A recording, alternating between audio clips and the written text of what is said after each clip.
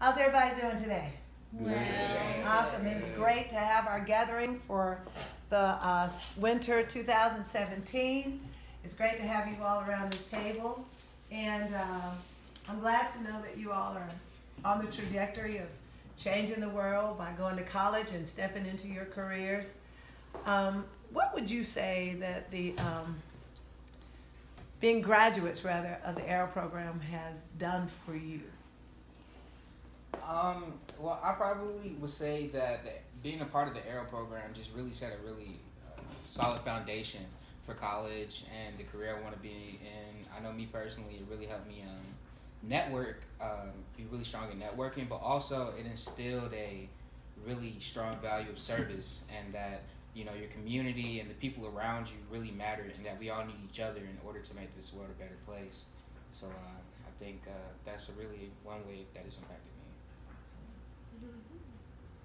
We had a strong support system. If it wasn't for everybody like you, Pastor Maya, Mr. John, Dr. Groger, and Mr. Brown helping me and encourage me to go through with things, I don't know what I would do, because a lot of times I do give up on myself easily, but y'all always had my back, and I really appreciate the support, and it's helped me. And now I graduated with my master's. And Right. Oh, awesome. Yeah. That's great. Well, it does help with like your confidence and everything, because I know that sometimes I come off as a little anti, I guess, but I think that this program helps you to speak up about things that you need, that we all need to talk about, and it helps with your confidence a lot. That's great. And I think it also helped me like be a better leader, because I mean, it was hard sometimes. It definitely was. People don't listen and all that stuff. So it kind of helped me with my like endurance, with like being a better leader and a better person overall. Yeah. What about you, Deja?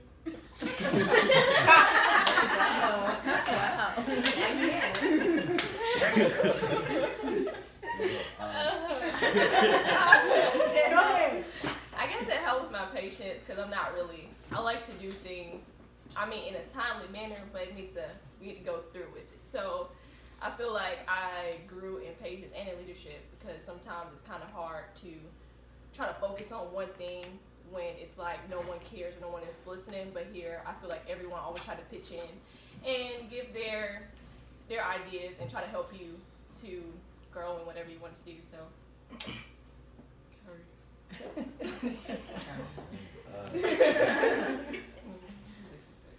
It pushed me to Everything everybody else said. yeah. Everybody already said everything, really. Pushed me. That's good. In the end, it just helps us all mature into the adults that we want to be in our career path. It prepares us, because with networking, like Aaron said, we network and we meet people that we wouldn't have met if we weren't a part of this program. So, yeah, being a part of the South Fulton Area Youth Council has benefited us all.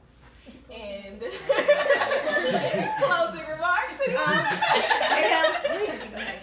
It helped me with leadership and community service. I got to school and I was really involved, probably not because I saw doing community service as like a task, but something I wanted to do. And it's noticed like on your campuses. Like I had upperclassmen telling me like, you do a lot for a freshman, and I was like, thanks. Like I didn't know it was that big of a deal. But if you make it helped me with leadership and again patience and community service. So. For me, it helped instill a village mentality. Just knowing that I have people to call on back home who can like give me support. So that I'm taking that into college, I know that I don't have to do it for myself. I can have friends to help me and support me make it through what I'm going through right now. That's great.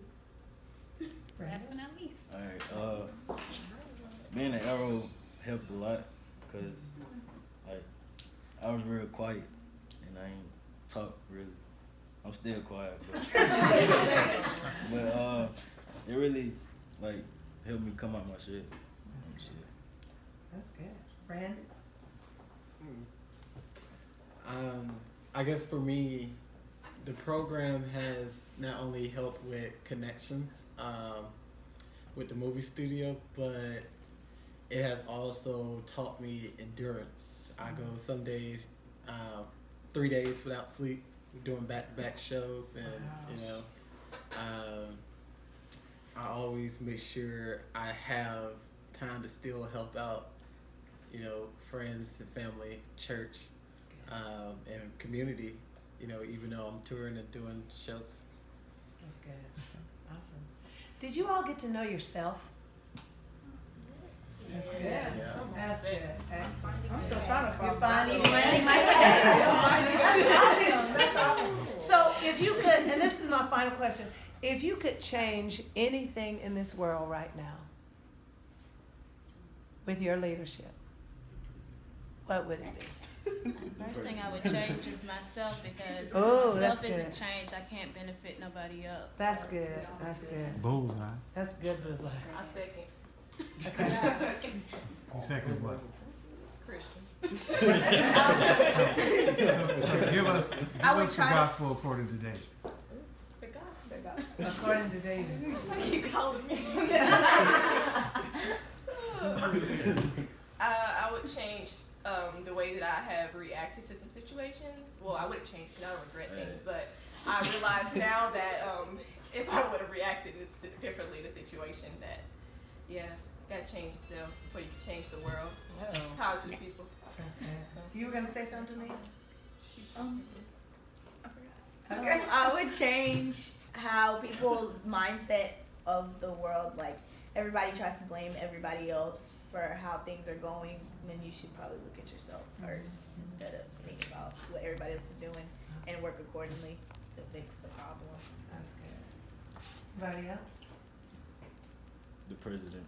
That's legitimate. What kind of recipe?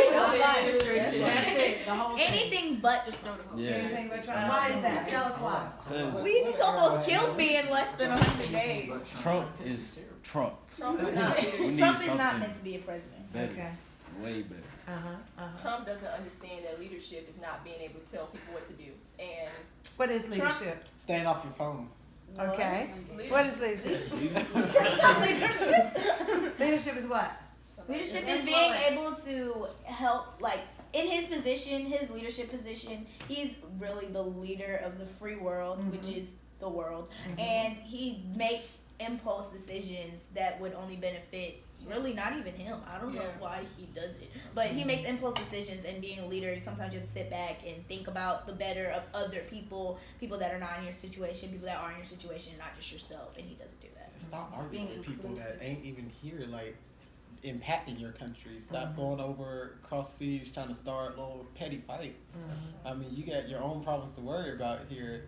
I mean, your country is falling apart over Civil War issues, and all it takes is one good statement from you, and half of everything will disappear. You need to bring your communities and your country together to go back to what the greater good of the country used to be.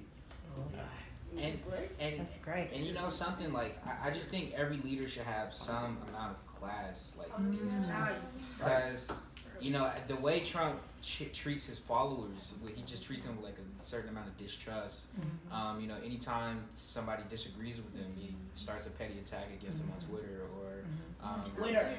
So you know, I just feel like when you're a leader, you have to carry yourself in a certain way that is dignified and honorable, and that so that you can, you know, lead your followers better.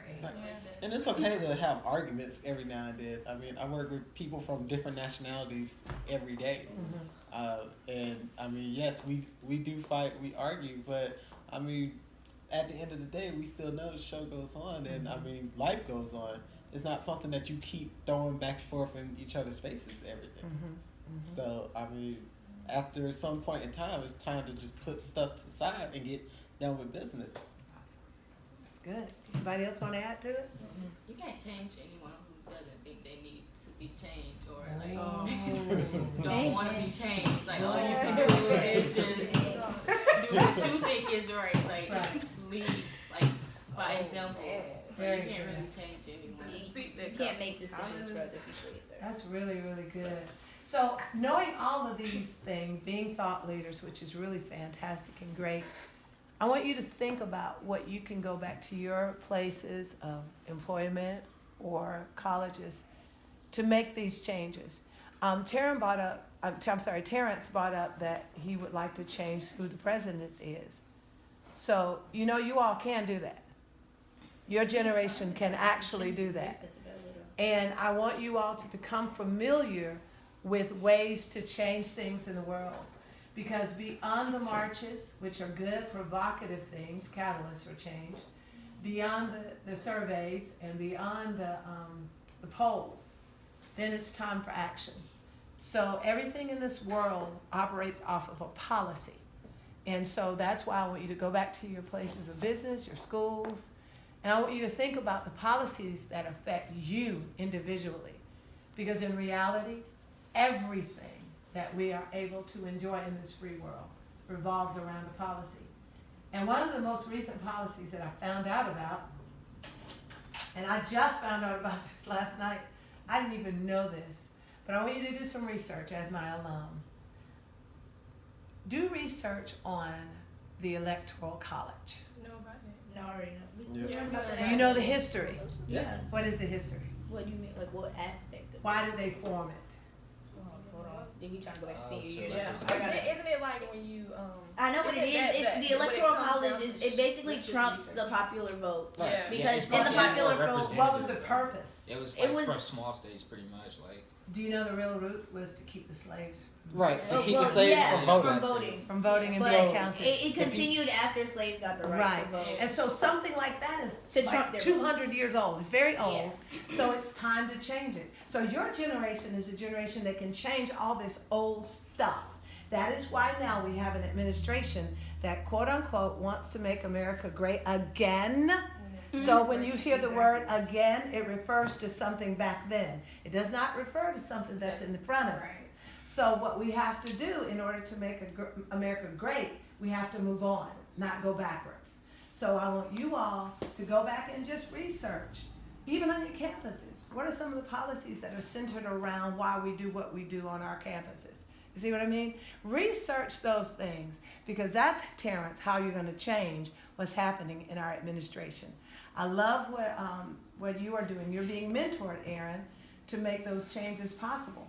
And so whether you all end up in someone's White House or someone's schoolhouse or someone's laboratory or someone's hospital, wherever you end up, or someone's stage, end up, always make sure you know that there's a policy behind everything you do. And in order to make that change, number one, you got to find your way and make sure you know your bullseye. But please do and number two, always know the why of everything you do. Okay? So I am honored. This has been a great conversation. Always remember, as arrows, it's our mind, our mouth, our heart, and our hands. And we hit the bullseye of our potential. Anybody else have any closing words? Great conversation. Are you guys glad you came together today? Yeah. Woo! So make sure that we have everyone's each other's contact information, because we want to support one another, okay? All right. So